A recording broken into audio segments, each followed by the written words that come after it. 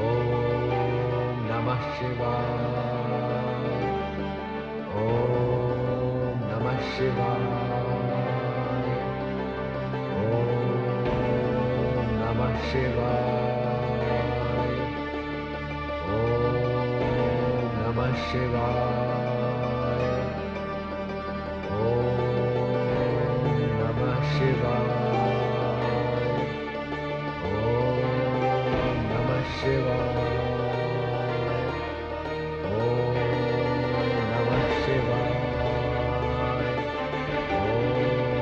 नमः शिवाय।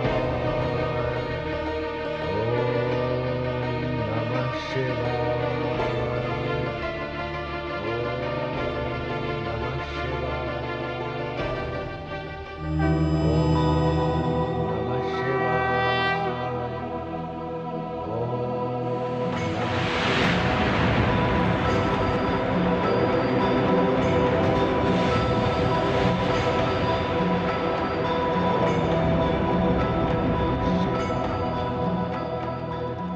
भगीरथ, इस आयु में ऐसा कठिन संकल्प तो विरले ही लेते हैं।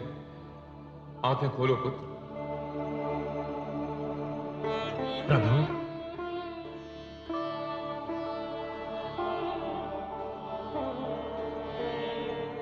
जय शिव शंकर। भगीरथ, तुम तो महादेवी पार्वती के प्रिय भक्तों में से हो। तुम्हारे लिए तो वो स्वयं ब्रह्मलोक गई थी। कहो वत्स, तुम्हें मुझसे क्या वर चाहिए? हे प्रभु, हे देवाधिदेव, आपकी कृपा के बिना तो मेरा पूरा प्रयास ही निष्फल हो जाएगा। प्रभु, माता गंगा पृथ्वी पर आने के लिए तत्पर है।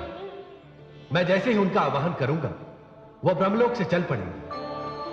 किंतु प्रभु, उन्हें पृथ्वी पर धारण कौन करेगा? ब्रह्मलोक से पृथ्वी की ओर आते समय उनका वेग इतना प्रबल होगा कि जिसे सहन करने की क्षमता धरती के किसी भाग में नहीं होगी। वो धरती का विध्वंस करती हुई पाताल लोक चली जाएंगी। ऐसी स्थिति में हे देवादिदेव, मेरे उद्देश्य की पूर्ति नहीं होगी। मैं समझ गया पुत्र। तुम्हें पृथ्वी पर गंगा को धारण करने के लिए उनका अपना एक स्थायी निवास चाहिए।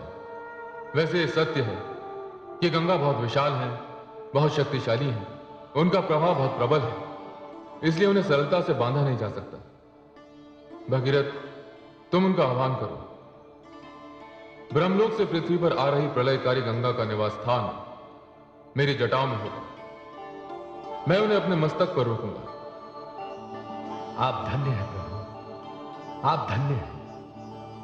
आपने मुझ पर, मेरे कुल पर और मेरे पूर्वजों पर बहुत बड़ी कृपा की है। मैं माता गंगा का आह्वान करने जा रहा हूं प्रभु।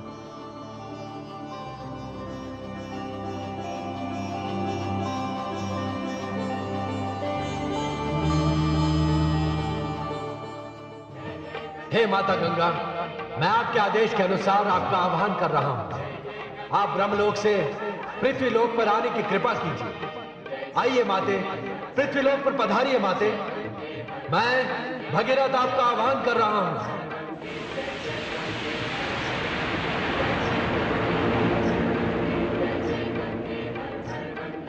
हे आदि प्रजापति, मैं धरती पर जा रही हूं। आपने इतने समय तक मुझे आश्रय दिया, इसके लिए मैं आपकी आभारी हूं। प्रणाम।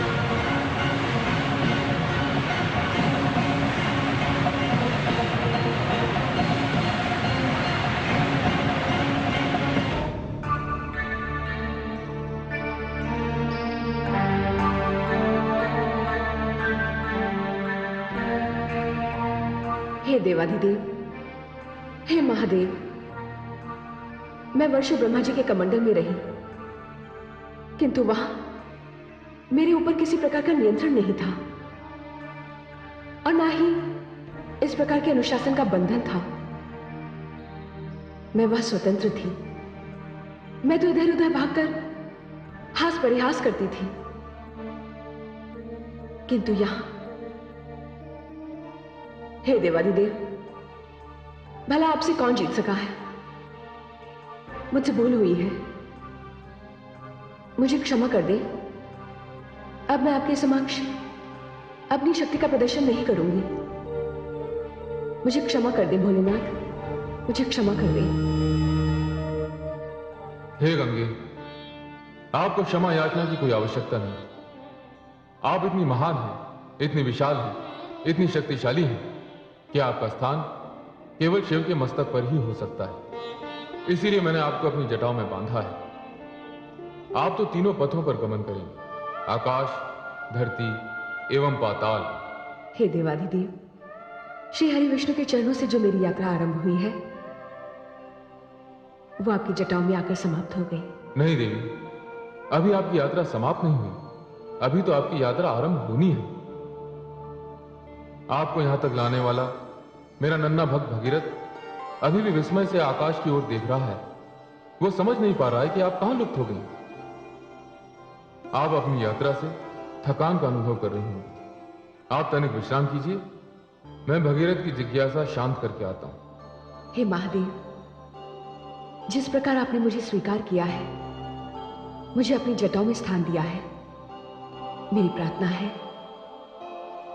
कि मेरा यह स्थान सदैव बना रहे। देवी गंगे, यह तो आपका स्थायी निवास ही हो गया। आप हरिप्रिया थी, आपने ब्रह्मलोक में निवास किया, अब आप हर प्रिया कहलाएंगी। देवी, समस्त संसार के लिए ब्रह्मा, विष्णु और मैं तीन भिन्न रूप हैं, किंतु सत्य यह है देवी कि हम तीनों एक ही हैं। मैं ही ब्रह्मा हूं, मैं ही विष्णु हूं, मैं ही शिव। विष्णु ही विष्णु हैं, विष्णु ही ब्रह्मा हैं, विष्णु ही शिव। ब्रह्मा विष्णु है, ब्रह्मा ही शिव।